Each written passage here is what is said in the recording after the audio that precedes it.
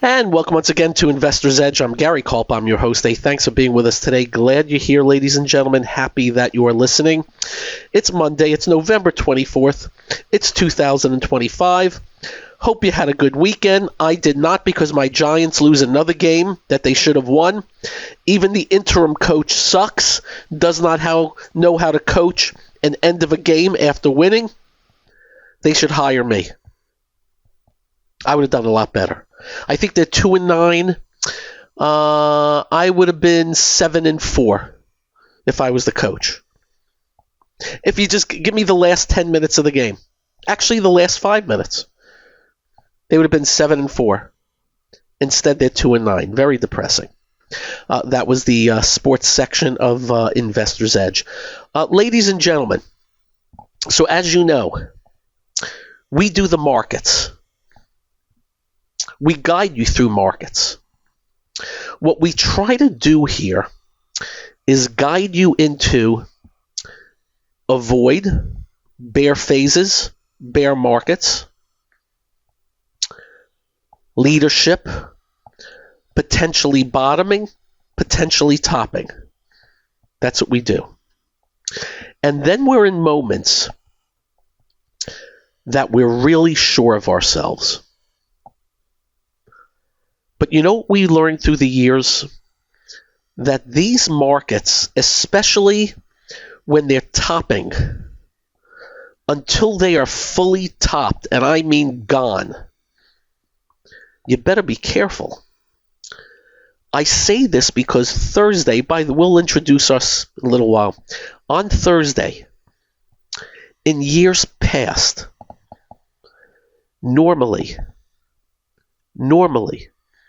I would have come out and said to you, this market has topped.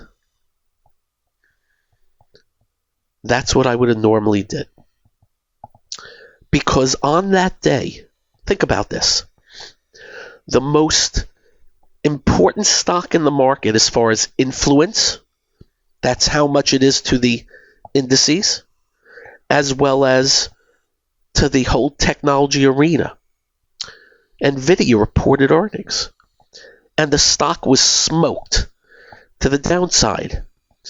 On that day, the NASDAQ went from 23,147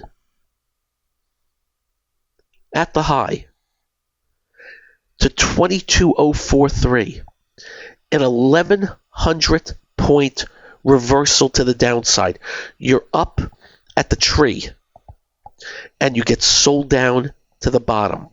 Volume was heavy, indicating institutional selling on the most important areas of the market and the most important name. By the way, this is the cold and flu edition, also Investor's Edge, if you can't tell.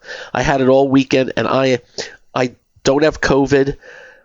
I don't have fever. I don't think it's the flu. But you know what I tell you? When I get sick, I get sick. That's what I think's going on. Anyway, on Thursday, normally in the past, I would have said this thing has topped. 100%.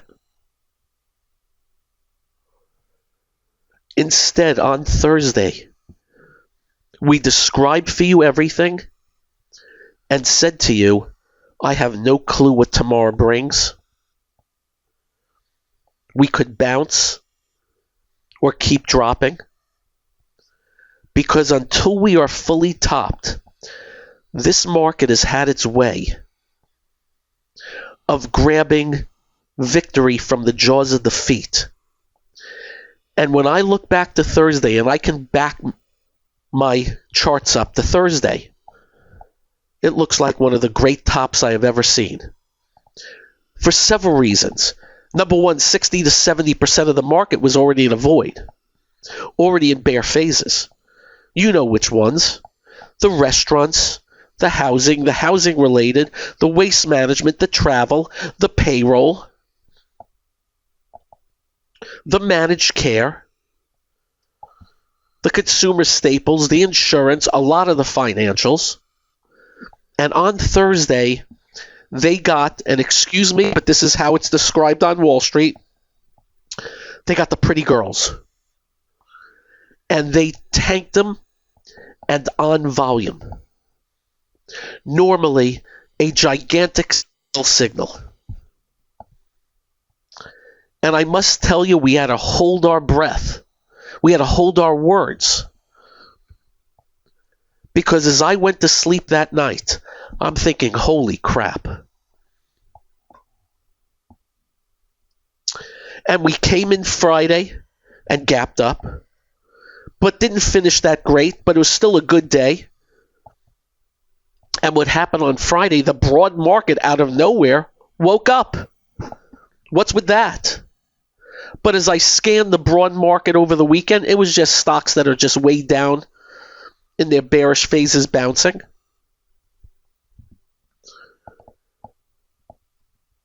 So we walk into today. And I'm thinking we'll bounce some more, and there's a couple of reasons why, and simple reasons. Number one, it is a shortened holiday week. Usually you have seasonal strength. That's just number one. Number two, quite oversold. Our little fear and greed measurements, a lot of fear. And we walk into today, and right at the open, NASDAQ's up 390.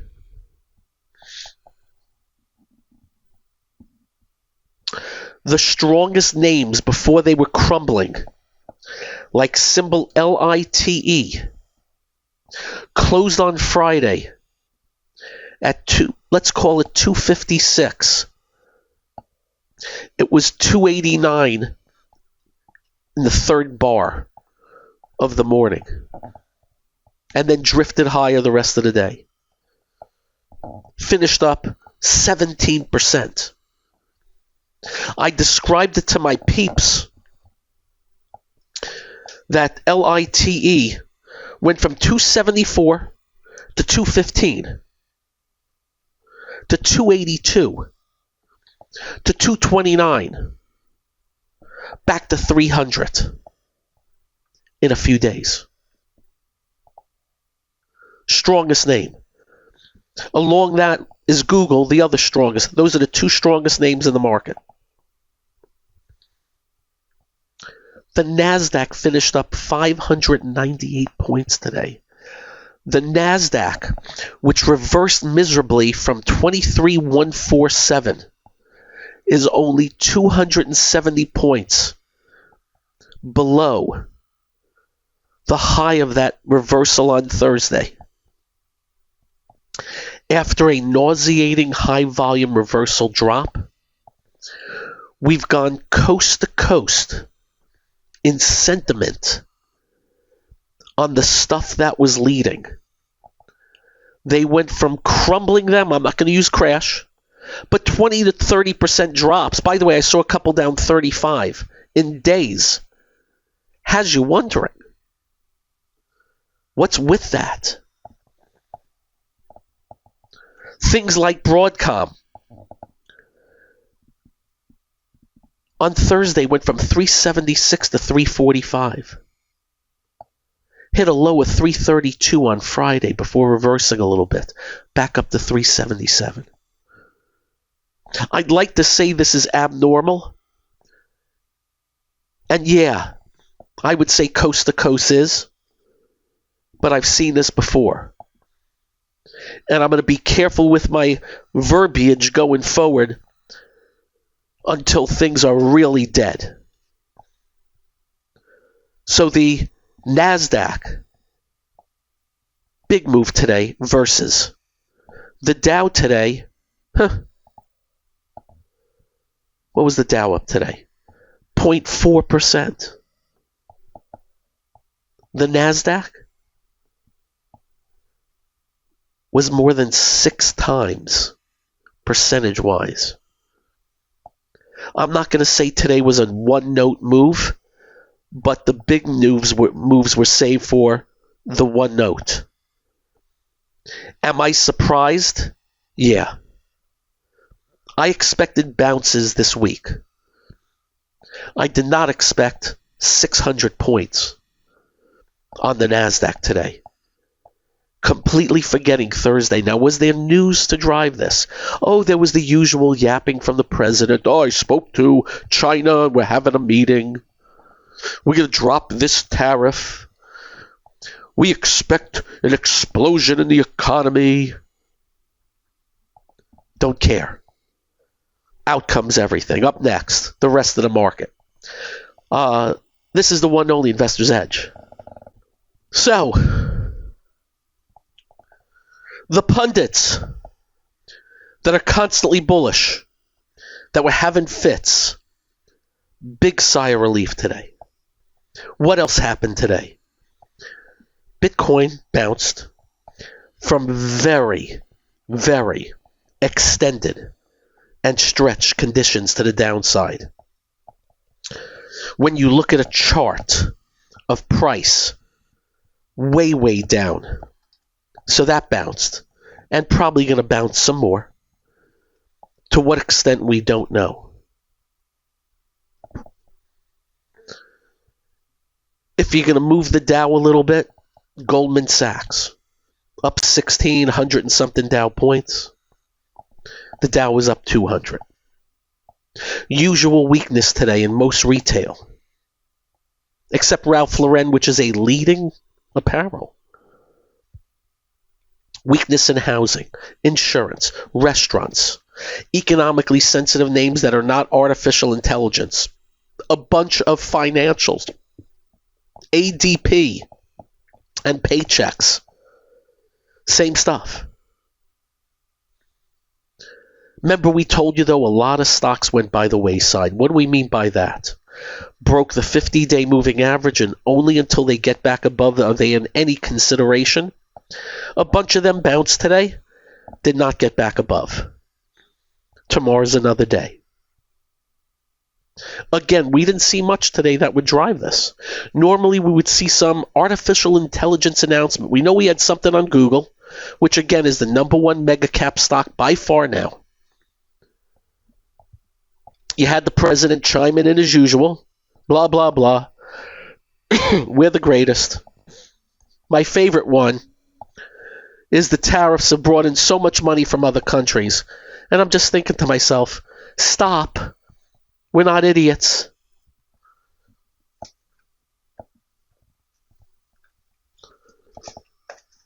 And he's got everybody out saying, oh, the economy is going to be monstrous next year. I got news for you. If it is, it's because of us. We're good. Introductions. This is Investor's Edge, serious talk on that affects you. We will do markets, the economy, your job, your industry, and everything and anything else that comes to mind. Like, do you know we're averaging about $6 billion a day of debt? No, $6 billion a day of debt. No, really. $6 billion a day. You want to add that up times 365? They hate us. We're just marks for their con. Both parties, including this one. They told us they were going to do something about it. Nah. You know what else? They shut down Doge. Remember how excited I was about Doge? You know what they realized? If we cut government spending, it hurts GDP. And since we spend so much, we can't do that. Screw it. Let's run the debt and deficits and we'll just BS everybody. And of course, they never bring up the debt and deficits anymore, though they were running that bad boy every day before the election. So just the usual. Unfortunate.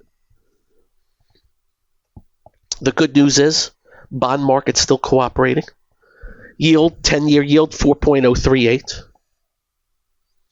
You got some minions out who want to be the next Fed heads yelling, gotta cut rates. And I'm pretty sure Jay Powell's probably going to cut rates in December, a quarter point. It's not going to create a job. It's not going to do anything for the economy, but that's what they want. But the big story today Right back into that stuff. Right back in. The semiconductors. You ready for this one? This is a ETF. A high of 68.82 Thursday. A low of 61.60 Friday. Closed at 67.33. Up 296 today. 61.60 to 67.33. What is that, 10% in 2 days? Approximate? 9? And you're still about 9% below the highs of late October, early November. I'm already getting emails. What drives moves like this? Answer, don't know. Gary, you always talk about institutions and positioning and doing this and doing that. And they're getting out and they're meeting with the portfolio managers and saying you own too many shares, but now they're in there buying today. How does that happen? Don't know. You know what we do know? The NASDAQ on the latest tariff nonsense from Trump on October 10th closed at 22,193. You undercut that at a close by 100 points. And now rally back up. So we're drawing a line. Oh, and by the way, the low of September 25th was 22,185. The low on September 17th, 22,058. We're drawing a line. 22,000 and a little bit more. There's your support. And I'm pretty sure that's what's going on here. I'm pretty sure. Fundamental side, whoa, Gary, they're telling me the AI bubble has burst. We'll see. People all over social media are saying it's a con. The accounting's bad. We'll find out. Gary, you've actually read some things on air about that. Yeah. And by the way, when we read something on air, they're facts, not opinion. The facts are massive amount of debt to pay for all this. It's why an Oracle stock goes from 345 to 200. By the way, that's not bouncing. CoreWeave. And it's why a stock goes from 187 to 73. Debt. We'll find out. It's why we bring up MicroStrategy and why MicroStrategy stock has just been pummeled. While Bitcoin's only down, 25%? MicroStrategy, 457 to 179. And that was up $8 today. Because Bitcoin was up. And that's a bit of the story today. I have no clue what happens tomorrow. I am wildly surprised by today. Massively surprised by today. On how much? Up next, this, that, and the other thing. This is the one and only Investor's Edge. And welcome once again to Investor's Edge.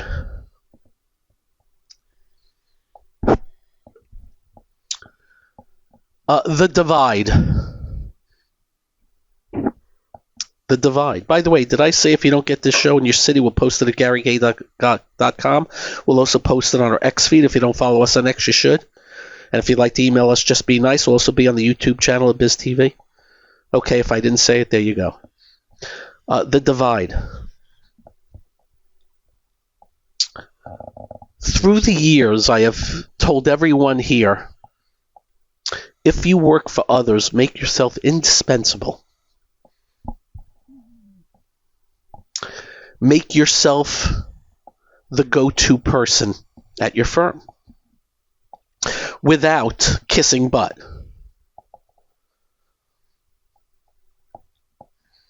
And how do you do that? Passion, intensity, hard work, educating yourself without having to wait for them to educate you, knowing your crap.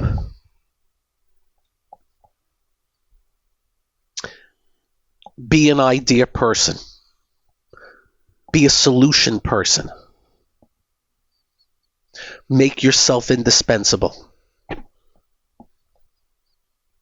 Because you never know. I am seeing crap loads of layoffs at different firms now.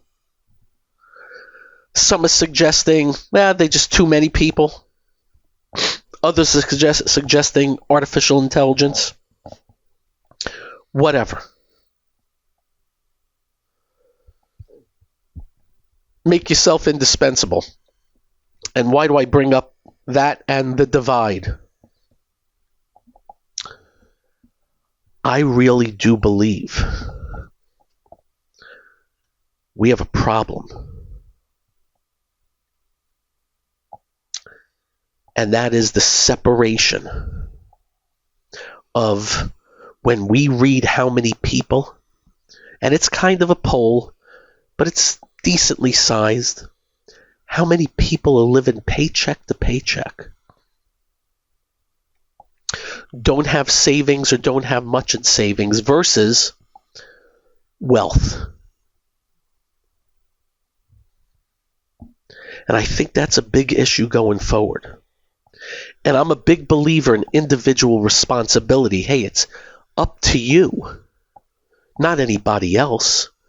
Don't blame anybody else if you don't put the time and the effort in. But there is a divide out there. And the other part of the blame is our government.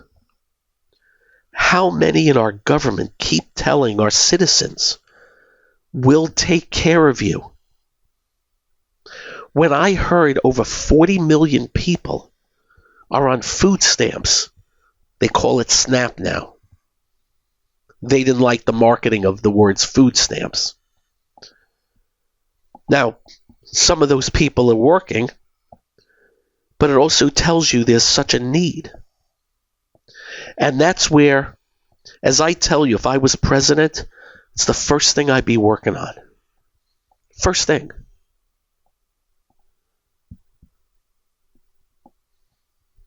From the Oval Office, I would do a primetime speech, looking into the camera and talking about upward mobility and success and hard work, and make yourself indispensable. Find something you love and become great at it. Know that there's other parts to the economy. There are people. I was in a restaurant with my family, a great restaurant in New York City called The Grill. And sitting next to me was this couple that I had no idea who they were. People were walking over to them and buying them bottles of champagne. And I was told her name was Pookie. And I looked up on Instagram, Pookie and whatever the husband's name is, they're making bundles, putting up videos on Instagram of them hugging and kissing and showing off what they're wearing. And they become this gargantuan hit by just posting videos. I'm just letting you know that's out there. People are making bazillions of dollars. I think I mentioned to you, there's like this 8-year-old kid years ago that was making $10 million a year just playing with toys.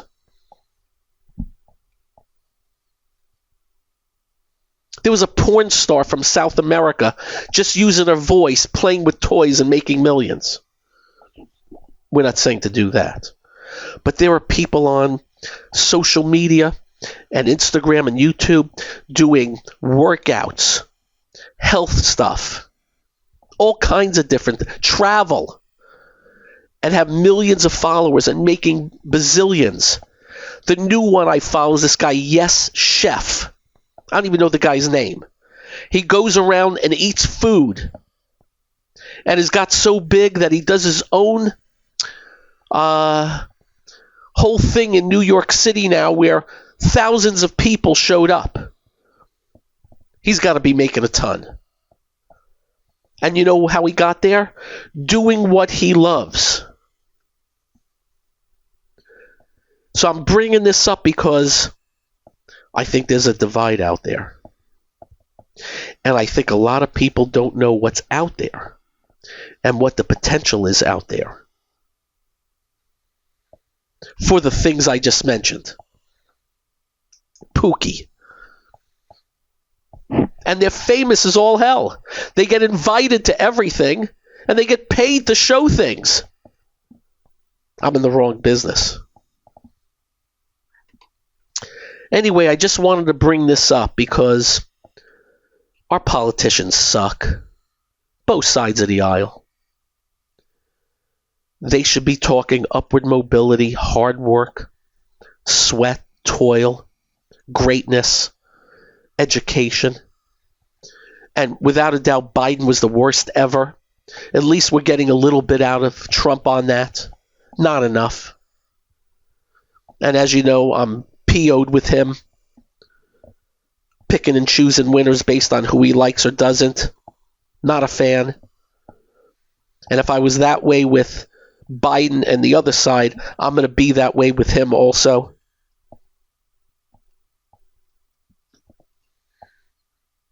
Anyway, I thought it worth mentioning because I have to tell you, there's a big divide.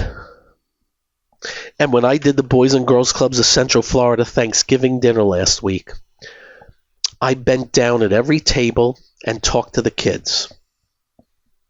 Asked them, tell me about your life, your family. A lot of not great circumstances. A lot of one-parent families. It's got to start there. There's a divide. And I worry about the culture war. And I worry about this guy, mayor of New York City, who is the antithesis of what should be done. He's going to give from others. People are going to take, and gain nothing. That's it. That's why communists and Marxists and socialists, they're control freaks. And they use other people's money, certainly not theirs, to do their bidding.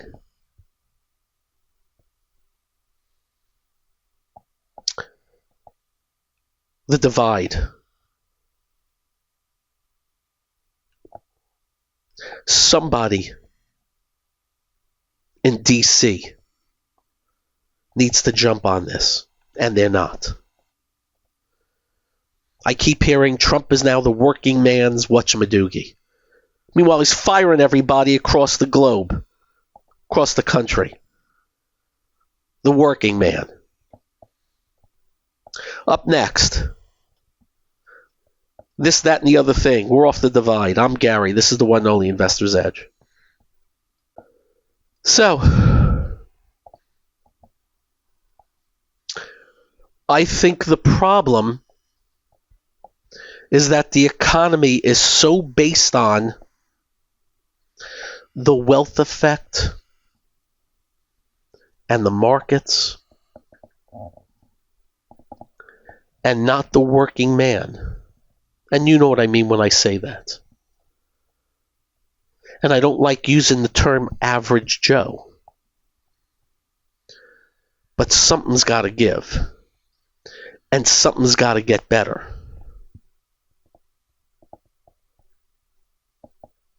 Notice I'm not like Bernie who says, shouldn't be billionaires, no billionaires. Or Mondami. Billionaires. Smooth-talking communist. Everybody should become whatever they want to become. I don't care what the number is. But somebody's got to start setting the tone for the middle class and below.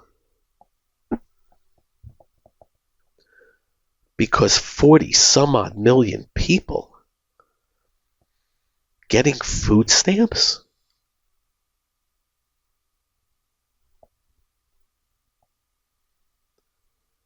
There's 350 million people, I believe. Take away the kids. That's a lot of people. And then the dependence on Social Security. That stupid Ponzi scheme.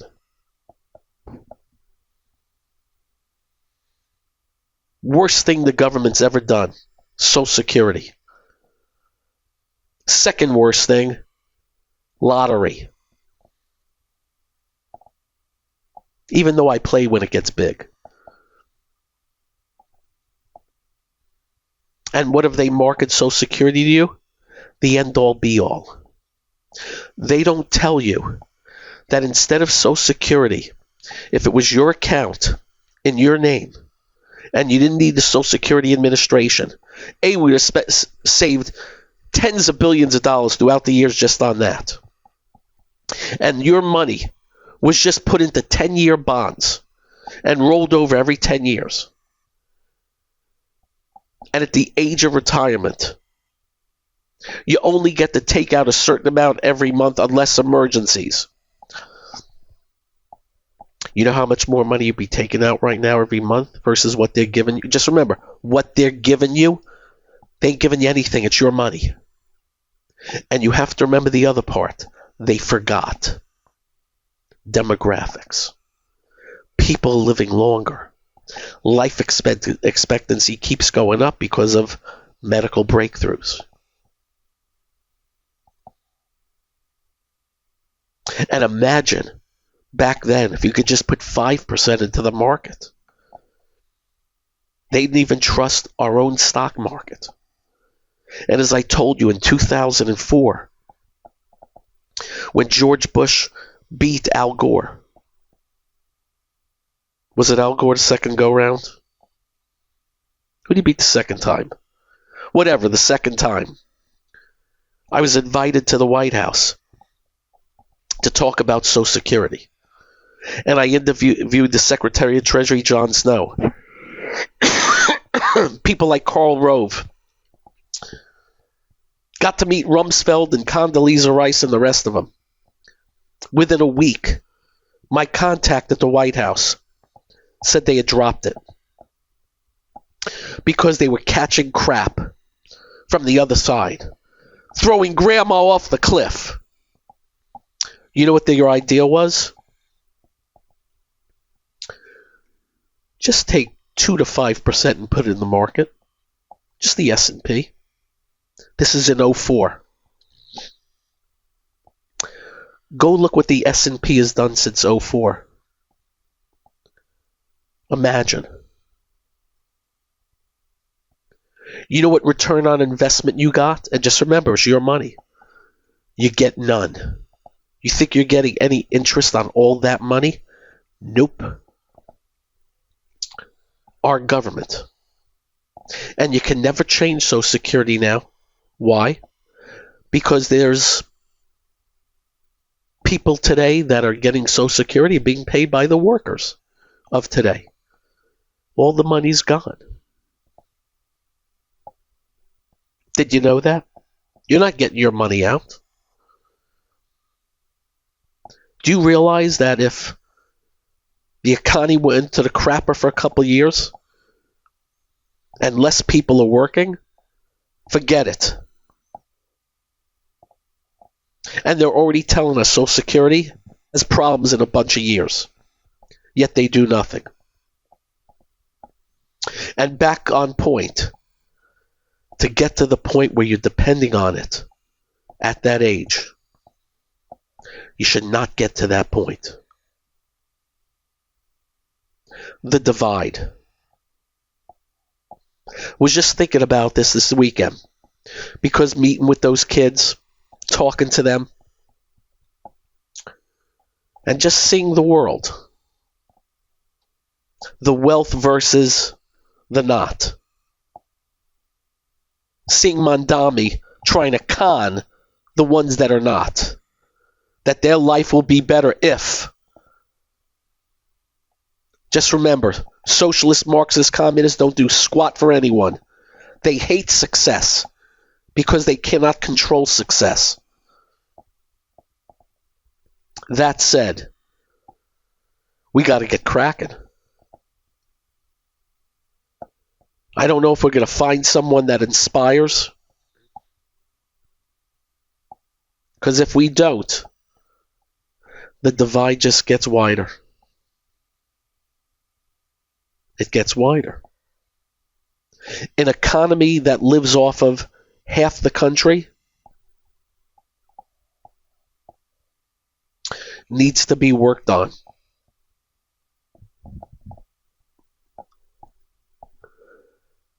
But I digress. It's Thanksgiving week.